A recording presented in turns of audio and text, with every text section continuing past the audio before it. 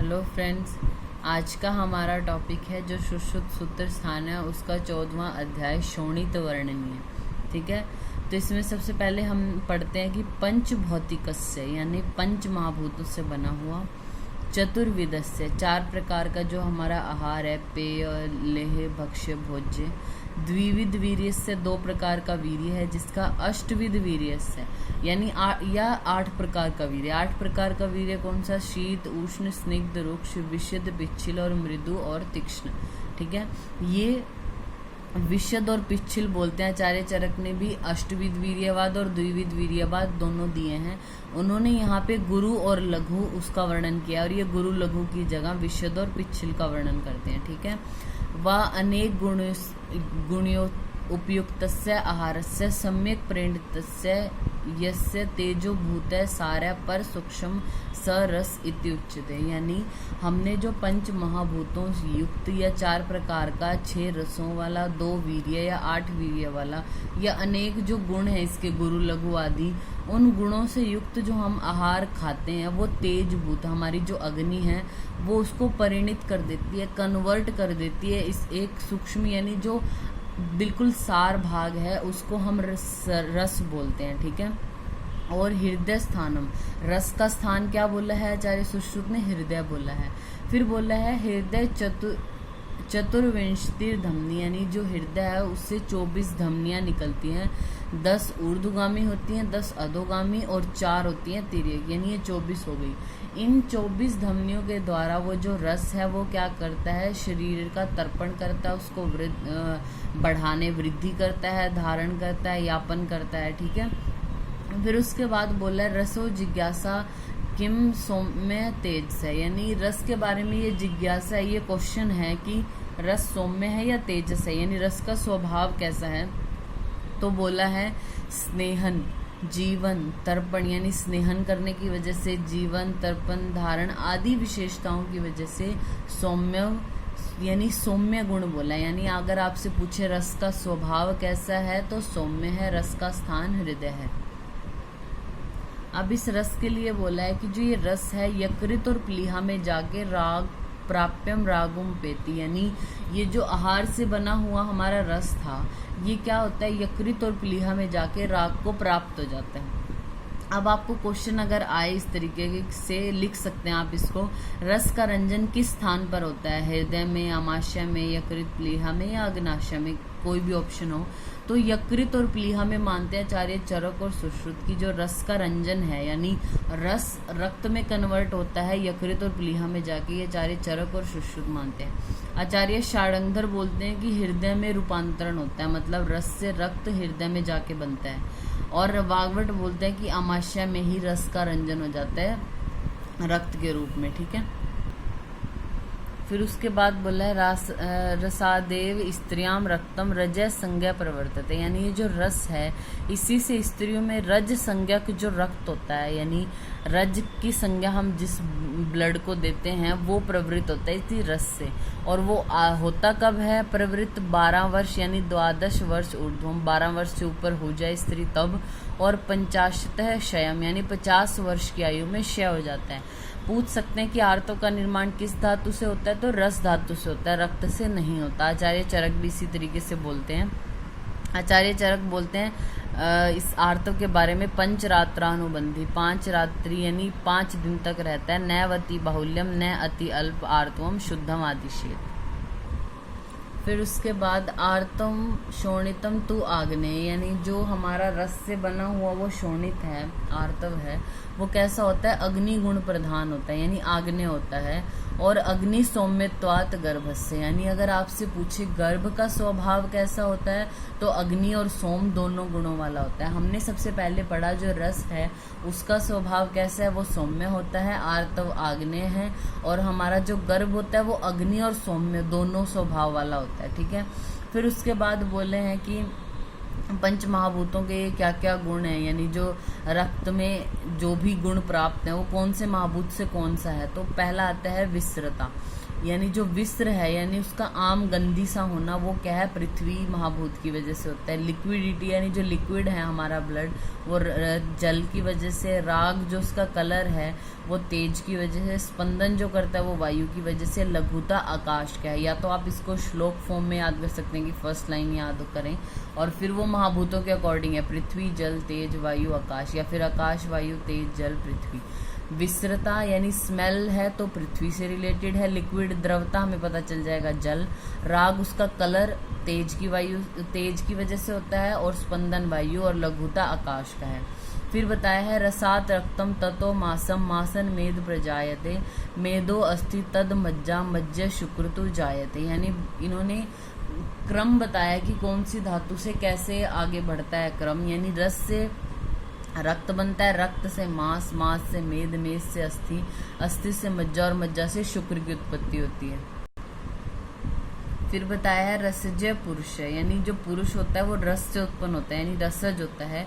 इसलिए हमें रस की जो है वो यानी अन्न पान आचार आदि से जो है वो रस की हमेशा रक्षा करनी चाहिए अपनी। फिर बोला है खलु त्रीणी त्रीणी, यानी तीन, कला सहस्राणी पंच दश से कला, यानी त्रीणी यानी तीन, सहस्र यानी हजार, यानी 3000, और पंचदश यानी 15, यानी 3015 कला तक एक अस्मिन धातु अवतिष्ठते, एक एक धातु में जो है वो ये तिष्ठित होता है। ये जो हमारा रस है ये जो बन रहा है क्रम से, ये एक धातु में 3015 कला के ये जो टाइम है इतने टाइम तक ठहरता है।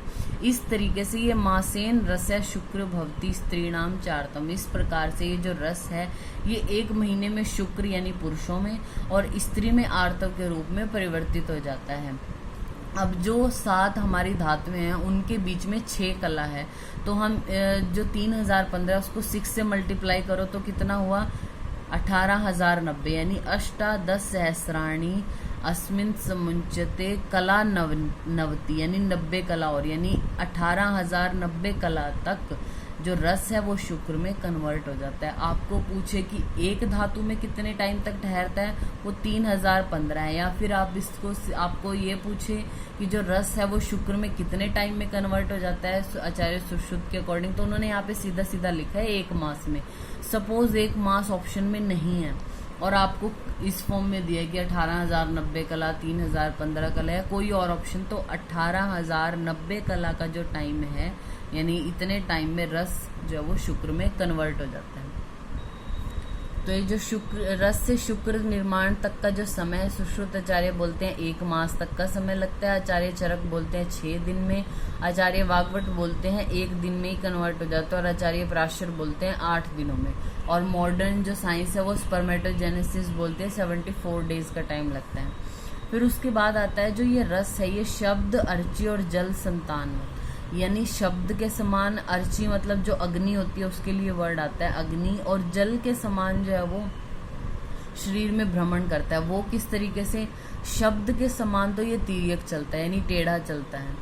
अर्ची यानी जो अग्नि है, अग्नि जब यानी आग जहाँ लग रही है वो ऊपर की तरफ ही तो अपनी गति करती है, तो अर्ची के समान ऊर्ध्वमुखी होता है। और जल क्या होता है, हमेशा जब आप जल को किसी ऐसी जगह पे रखते हो जहाँ पे नीचे जाने का, तो जल नीचे ही आएगा, तो यानी जल के समान अधोगामी, शब्द के समान तिर्यक, अर्ची यानी अग्नि के समान ऊर्ध्वगामी और जल के समान अधोगामी होकर पूरे शरीर में परिभ्रमण यानी अनुधावन करता रहता है। ये जो रस है, रस परिभ्रमण यानी ब्लड सर्कुलेशन सबसे पहले हार्वे नाम के वैज्ञानिक ने बताया था। ठीक है, फिर आता है वाजीकरण औषधियां अपने प्रभाव से विरेचन औषधियों की तरह शुक्र का जो है वो शीघ्र विरेचन करा देती है, यानी वाजीकरण औषधियां प्रभाव से काम कर रही हैं आचार्य सुश्रुत के अकॉर्डिंग, और विरेचक जो औषधियां वो भी जैसे वाजीकरण औषधियां अपने प्रभाव से विरेचक औषधियों की तरह शुक्र का भी विरेचन करा देती हैं, यानी प्रभाव से काम कर रही हैं विरेचन वाली भी और वाजीकरण औषधियां भी। फिर बोला है यथा ही पुष्प मुकुलस्थो गंधो न शक्यम ही अस्तिति, यानी बोला है जो पुष्प का मुकुल होता है यानी कली होती है जो पुष्प की, उसमें गंध होती है या नहीं, ये इसमें हमें डाउट है, कुछ कहा नहीं जा सकता क्या है इसका कारण। तो इसके बारे में बोल रहा है कि क्या होता है, पहले से ही कोई चीज किसी चीज में विद्यमान होती है लेकिन वो अभिव्यक्त थोड़े टाइम बाद होती है। मीन्स इनके कहने का मतलब है जो कली है जैसे उसमें गंध विद्यमान है, लेकिन जब उसमें वो अच्छे से डेवलप हो जाएगी, बड़ी हो जाएगी, उसमें परांग जो पंखुड़ियां हैं वो सारी आ जाएंगी, तो उसकी गंध जो वो व्यक्त हो जाएगी। मीन्स गंध पहले से ही प्रेजेंट है लेकिन व्यक्त बाद में हो रही है। तो बोला है इसी तरीके से बालानाम अपि वय परिमाणम शुक्र प्रादुर्भवति, इसी तरीके से जो बालक होते हैं उनमें परिमाण की वजह से, परिणाम की वजह से, मीन्स काल के अकॉर्डिंग, आयु के अकॉर्डिंग जब वो शुक्र का प्रादुर्भाव होता है, रोमराजी आ जाते हैं। और स्त्रियों में भी इसी तरीके से जो है वो जो रोमराजी हैं, मतलब जो जेनाइटल ऑर्गन्स हैं उन पे हेयर्स का होना, ये सारा जो है वो वय के अकॉर्डिंग होता है। रजसी च उपचय माने शने शने, यानी जो रज है वो उपचय होता है जब, यानी संचित होता है, तो क्या होता है शने शने, धीरे धीरे क्या होगा, स्तन गर्भाशय योनि अभिवृद्धि, स्तनों की भी, गर्भाशय की भी और योनि की भी वृद्धि होती है। एव नय रसो वृद्धानाम जरा परिपक्व शरीरत्वात् अपरीर्णो भवति। मीन्स अब हम ये बता रहे हैं कि जो हम रस आहार ले रहे हैं उसका रस बनता है, वो शरीर की पुष्टि कर रहा है, शुक्र को बढ़ा रहा है या शरीर की वृद्धि कर रहा है। तो ये बोलते हैं जो ये आहार रस था ये वृद्धावस्था में, यानी अब शरीर क्या हो गया, परिपक्व हो गया बहुत, शरीर के परिपक्व होने की वजह से अब ये जो रस है आहार रस ये उस तरीके से परिणन नहीं कर पाता जैसे वो बाल अवस्था में या जो पूरी मध्यम अवस्था है वैसे करता है। वो बुढ़ापे में आके जरा के परिपक्व होने की वजह से जो रस है वो उतना पुष्टिकारक नहीं होता, ये बताया गया है। फिर उसके बाद है शरीर धारणात् धातु इत्युच्यते। ये अगर आपको लाइन लिख के दे तो सर्वप्रथम आचार्य सुश्रुत ने ये बात कही है। अगर आपसे पूछे जो धातुएं हैं उनको दुष्य संज्ञा किसने दिया, तो सबसे पहले आचार्य वाग्भट ने दिया अष्टांग हृदय में। लेकिन शरीर धारणात् धातु इत्युच्यते, ये जो डेफिनेशन है धातु की ये आचार्य सुश्रुत ने कही है सबसे पहले। फिर आता है तेषाम क्षय वृद्धि। अभी ऊपर धातुओं की बात हो रही थी तो बोला है तेषाम यानी उनकी, यानी किनकी, जो ऊपर बात हो रही थी धातुओं की क्षय वृद्धि क्या है, शोणित निमित्त, यानी रक्त के निमित्त, यानी रक्त की वजह से होती है। तो आपसे पूछ सकते हैं आचार्य सुश्रुत के अकॉर्डिंग जो धातुएं हैं उनका क्षय और वृद्ध होना किस पे डिपेंड करता है, तो आपको देंगे दोषों के अकॉर्डिंग, रक्त के अकॉर्डिंग या कोई भी और, तो शोणित निमित्त यानी रक्त की कारण माने उन्होंने। फिर जब ये दुष्ट हो जाए जो रक्त है ये वात आदि से, तो क्या लक्षण इसके मिलेंगे, फेनिल, ये हमें पता है, नॉर्मल भी हम ये बहुत बार पढ़ते हैं कि वात के क्या लक्षण है, लेकिन वात में हमें एक वर्ड याद रखना है अस्कंदी, मतलब क्लॉटिंग नहीं होती इसकी, ठीक है जल्दी। फिर आता है पित्त, पित्त से दूषित जो होगा नील पीत हरित ये सब होगा। अनिष्ट पिपलिका माक्षिका नाम, जो पिपलिका है या मक्खियां हैं उनको भी अनिष्ट होता है, प्रिय नहीं लगता, मतलब अच्छा नहीं लगता। और अस्कंदी है वो भी पित्त है। आपसे पूछ सकते हैं अस्कंदी जो रक्त है वो किस दोष से दूषित होगा, तो वात और पित्त दोनों में अस्कंदी यानी क्लॉट ना होने वाला जल्दी। फिर आता है जो कफ है, कफ में गैरिकोदक परिकाशम बोला है, चिरश्रावी यानी देर से बहेगा, मांसपेशी प्रभु होता है श्लेष्म वाला। और तीनों दोषों से जब यानी सन्निपात युक्त हो तो कांजी का अभम दुर्गंध होता है। और रक्त वाला भी है, जो रक्त से ही दूषित रक्त है वो क्या पित्त की तरह ही लक्षण होंगे, लेकिन उससे थोड़ा ज्यादा कृष्ण, थोड़ा काला हो गया।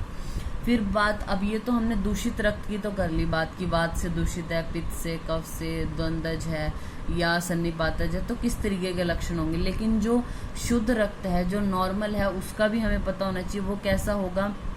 इंद्र गो प्रतिकाशम असहतम अविवर्णम, यानी इंद्र गो प्रतिकाशम असहतम, यानी सहनन है जो उसका, मतलब ना तो वो बहुत ज्यादा पतला होता है रक्त, ना बहुत ज्यादा गाढ़ा होता है। अविवर्णम यानी कोई अलग वर्ण वाला भी नहीं होता, ठीक है, इंद्रगोप के समान है, उसको प्रकृत रक्त बोलते हैं हम, प्रकृत जो होता है। अब आपसे पूछ सकते हैं आचार्य चरक के अकॉर्डिंग, यानी कौन सा लक्षण है जो आचार्य चरक और सुश्रुत ने रक्त के संदर्भ में सेम बोला है, तो वो है इंद्रगोप। इंद्रगोप जो वर्ड है वो आचार्य चरक और सुश्रुत दोनों बोलते हैं। आचार्य चरक क्या बोलते हैं, जो शुद्ध रक्त है वो कैसा होगा, तपनीय इंद्रगोपाभम, ये वर्ड है इंद्रगोप, पद्म अलक सन्निभम गुंजा फल सवर्णम च विशुद्धम विद्धि शोणितम। ठीक है, शुद्ध रक्त के लक्षण पढ़ने के बाद अब बताया है अविस्राव, यानी अब हमें विश्रावण यानी जो रक्त मोक्षण है, सिरा मोक्षण है, वो किसमें नहीं कराना। सर्वांग शोफ, जिसकी पूरी बॉडी में स्वेलिंग हो, शोफ हो। क्षीणस्य च अम्ल भोजन निमित्त, यानी क्षीण पुरुष अगर अम्ल भोजन का सेवन कर रहा है उसको, जिसको पांडु रोग हो, पांडु रोगी, अर्श, उदर, शोष और गर्भिणी। पांडु रोगी है, अर्श का पेशेंट है, उदर रोगी है, शोष का पेशेंट है, गर्भिणी है, और श्वेतु है जिसको उनका रक्त नहीं निकालना है, यानी अविस्राव्य है वो। फिर आता है शस्त्र से विश्रावण। हम दो तरीके से करा सकते हैं, एक तो प्रच्छान से, दूसरा सिरावेद से। जो प्रच्छान है वो हमारा सीधा होना चाहिए, असंकीर्ण, बारीक हो, समान हो, अधिक गाढ़ा ना हो, अधिक उत्तान भी ना हो, मर्म, सिरा, स्नायु आदि का बचाव करके। ये नॉर्मल है, इसमें से ऐसे क्वेश्चन नहीं पूछते। फिर उसके बाद आता है कि दुर्दिन में, अगर दिन दुर्दिन है यानी अंधेरा सा छाया हुआ, बादल हैं अगर आकाश में, तो दुर्विधे यानी जो वेदन अच्छे से जानता ही ना हो। शीत वात यो अस्विन्य, यानी ठंडी हवा चल रही हो और पेशेंट को आपने स्वेदन भी नहीं कराया, अभी अभी खाना खाया उसने, तभी आपने उसका रक्त मोक्षण कराने का फैसला किया, तो क्या होगा, उसका शोणित जो है वो जम जाता है, यानी अच्छे से निकलता ही नहीं है। या तो पहली कंडीशन है स्राव ही नहीं होगा उसमें, ब्लीडिंग होगी नहीं उस पेशेंट को, होगी तो बहुत ज़्यादा कम होगी। ठीक है, और जो मद मूर्छा आदि के पेशेंट है उनमें भी रक्त ठीक तरीके से नहीं निकलता। फिर अगर रक्त ठीक तरीके से ना निकले तो शरीर में क्या होगा, कंडू, शोफ, राग, दाह, पाक, वेदना आदि जो है वो उपद्रव पेशेंट को हो जाएंगे। अब ये तो कंडीशन हमने सोच ली कि कम रक्त निकले, ज़्यादा भी निकल सकता है। वो किन कंडीशन में, या तो ज़्यादा उष्ण काल हो, बिल्कुल गर्मी के टाइम पे आप किसी पेशेंट का रक्त मोक्षण कर रहे हो, या फिर आपने पहले उसको ज़्यादा स्वेदन दे दिया उस वजह से, या ज़्यादा वेदन कर दिया, उसकी वजह से ब्लीडिंग ज़्यादा हो जाएगी। ब्लीडिंग ज़्यादा होने की वजह से उसको सिरो अभिताप होगा। ठीक है, अंधे, अधिमंत, तिमिर आदि जो रोग हैं ये उत्पन्न हो सकते हैं। फिर आता है यानी हमें रक्त मोक्षण जो नॉर्मल है उसकी क्या विधि है, इसलिए ये शीत और उष्ण दोनों बता दिया। अगर उष्ण काल है, ठीक है, उष्ण काल है, ज़्यादा उष्ण ही परिस्थितियां हैं, अधिक स्वेदन करा दिए तो ज़्यादा ब्लीडिंग हो जाएगी। अगर ज़्यादा ठंड का टाइम है, दुर्दिन है, शीत हवा चल रही है, बिना स्वेदन के कराया तो उसको ब्लीडिंग अच्छे से होगी नहीं। तो आपको क्या करना है, ना ज़्यादा उष्ण काल हो, ना ज़्यादा शीत काल हो, ना ज़्यादा स्वेदन कराया हो, ना कम कराया हो, यानी ये कंडीशन नॉर्मल होनी चाहिए, मध्यम प्रमाण की। ये सब आप देख के तो क्या कराना है, यवागु परिपीतस्य शोणितम मोक्षेद विषम, यानी यवागु का पान करा के जो भिषक है उसको शोणित का मोक्षण कराना चाहिए, यानी रक्त मोक्षण कराना चाहिए यवागु का पान करा के। ये इंपॉर्टेंट है यहाँ पे। इससे पहले हमने जैसे जो शस्त्र कर्म जो पढ़ा था तो वहाँ पे अन्न हमने कैसा बताया था कि शस्त्र कर्म करने से पहले जो पेशेंट है उसको लघु अन्न देना है, अग्नि कर्म करने से पहले उसको हम पिच्छल अन्न देते हैं, और रक्त मोक्षण करने से पहले हम यवागु। ये बहुत इंपॉर्टेंट है, याद रखना है। ठीक है, बोलते हैं शोणित मोक्षण में जो दूषित रक्त है वो ठीक से अगर निकल जाए और स्वयं ही रक्त आना बंद हो जाए, इसका मतलब सम्यक विश्रावण हुआ है पेशेंट को। या फिर और क्या इसके लक्षण हो सकते हैं, लाघवम वेदना शांति, लाघवम वेदना शांति, व्याधि वेग परीक्षा, यानी जो व्याधि का वेग है वो कम हो जाता है। सम्यक विश्रावते लिंगम, प्रसादो मनस्तता, यानी मन का प्रसन्न होना, ये भी सम्यक विश्रावण के लक्षण है। ये क्वेश्चन विश्व आयुर्वेद परिषद में आया हुआ है, जैसे ये लाइन लिख के दी थी, लाघवम वेदना शांति, व्याधि वेग परीक्षा या प्रसादो मनस्तता, ये किसके लक्षण है, तो सम्यक विश्रावण हुआ तो उसके लक्षण है। फिर बोला है रक्त मोक्षण के बारे में, यानी इसकी इंपॉर्टेंस दर्शाई है यहाँ पे कि त्वचागत रोग या ग्रंथि या शोफ रोगा या शोणित जांच चाहिए, यानी ब्लड रिलेटेड जो भी डिसऑर्डर हैं, त्वचा के डिसऑर्डर्स हैं, ग्रंथि है या शोफ है, वो उस पेशेंट को नहीं होते जो रक्त मोक्षण टाइम टू टाइम, यानी जब उसको कराना चाहिए समय समय पर जो रक्त मोक्षण कराते हैं उनको ये 4 प्रकार की डिजीजेज, त्वचागत, ग्रंथि, शोफ या रक्तगत कोई भी डिजीज नहीं होती।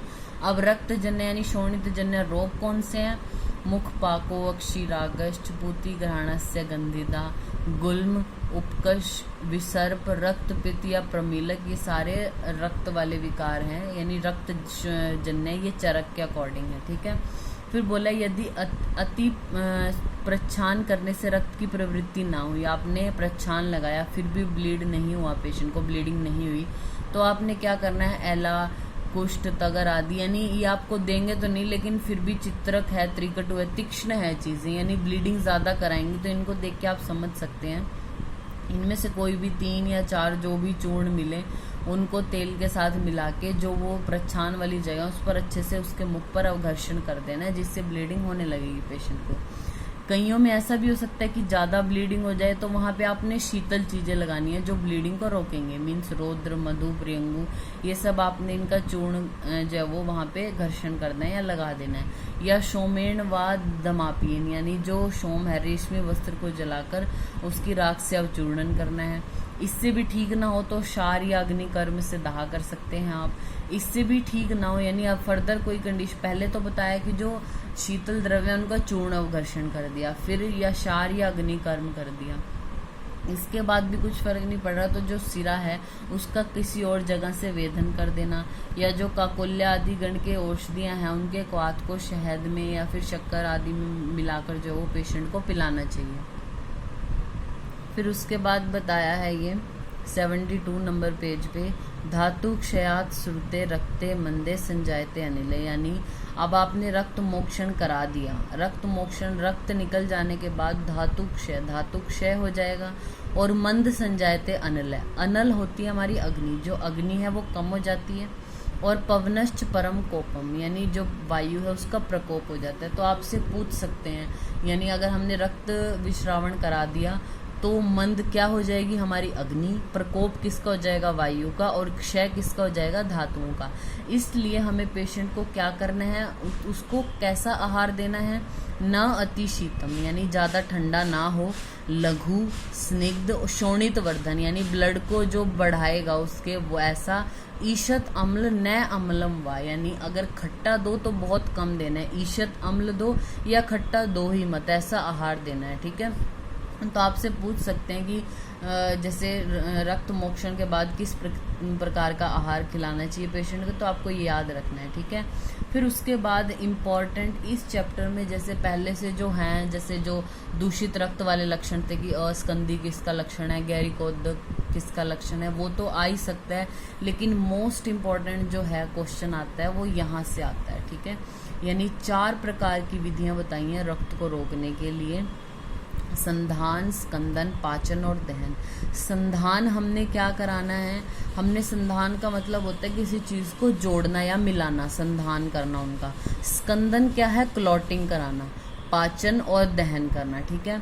तो इनके क्या है, व्रणम कषायम संदधते, यानी जो व्रण है, जो एरिया पे व्रण बना है उसको कषाय जो है उनसे हम संधाते, यानी जोड़ने का काम करते हैं। कषाय करता है जोड़ने का काम। रक्तम स्कंदते हिमम, यानी स्कंद, क्लॉटिंग किससे कराते हैं हम, ठंडी चीज से, जो शीतल पदार्थ हैं उनसे हम क्लॉटिंग कराते हैं। इन दोनों में बहुत कंफ्यूज होते हैं कि संधान क्या था और स्कंदन क्या था, तो आप ये वर्ड जरूर याद रखना, रक्तम स्कंदते हिमम।